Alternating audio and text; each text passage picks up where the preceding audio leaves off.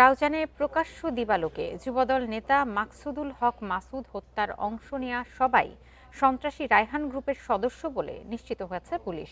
ইতোমধ্যে অস্ত্রধারীর পরিচয়ও শনাক্ত হয়েছে, যদিও এদের ধরার ব্যাপারে খুব একটা অগ্রগতি নেই। সন্ত্রাসী গোষ্ঠীর শক্তিশালী নেটওয়ার্ক, কৌশলী অবস্থান আর প্রভাবশালীদের ছায়ার কাছে অনেকটা অসহায় প্রশাসন, এমন আলোচনা চলছে রাউজান জুড়ে। চট্টগ্রামের রাউজানের যুবদল নেতা মাসুদ হত্যার ঘটনায় অংশ নেয়া 5 জনকে চিহ্নিত করেছে পুলিশ। এরই মধ্যে গণমাধ্যমে এসেছে তাদের নামও।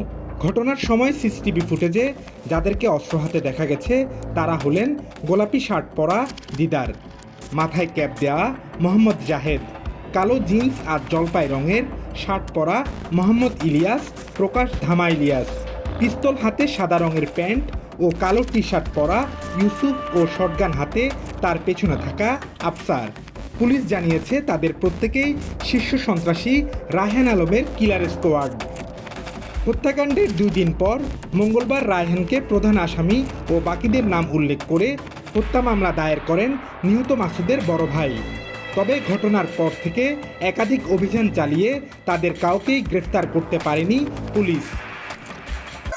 সন্ত্রাসী রায়হানের এই গ্রুপটি শুধু রাউজান নয়, গেল বছর চট্টগ্রামে ব্যবসায়ীর বাড়িতে গুলিসহ একাধিক খুনের ঘটনায় সম্পৃক্ত।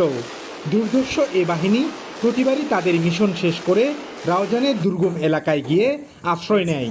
তাদেরকে ধরতে না পারার পেছনে ভৌগোলিক সীমাবদ্ধতাকেই কারণ হিসেবে দেখছে আইনশৃঙ্খলা বাহিনী। এই ভৌগোলিক অবস্থানটাই হচ্ছে এই যে সন্ত্রাসী বা যারা এই গুন্ডামি যারা করে তাদের জন্য একটা ওই প্রাকৃতিকভাবে তারা কিছু সুবিধা পেয়ে থাকে, এই সুবিধাটাকে তারা ব্যবহার করতেছে। তাদেরকে আমরা সবাইকে কিন্তু আইডেন্টিফাইড করেছি এবং তারা সবাই কিন্তু চিহ্নিত সন্ত্রাসী ওই এলাকার, এবং এরা বিভিন্ন সময় আমাদের কাছে ধরাও খাইছে, পরে আবার বারবার জামিনে আসছে।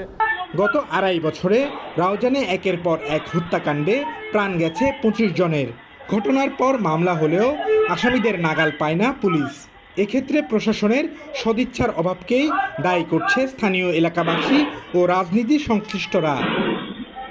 ওরা কোনো মাস্ক পরে নাই, কিছু পরে নাই, এরকম আসার পরেও যদি আসামি ধরতে না পারে সরকার, তাহলে এটা আমি মনে করবো সরকারের ব্যর্থতা।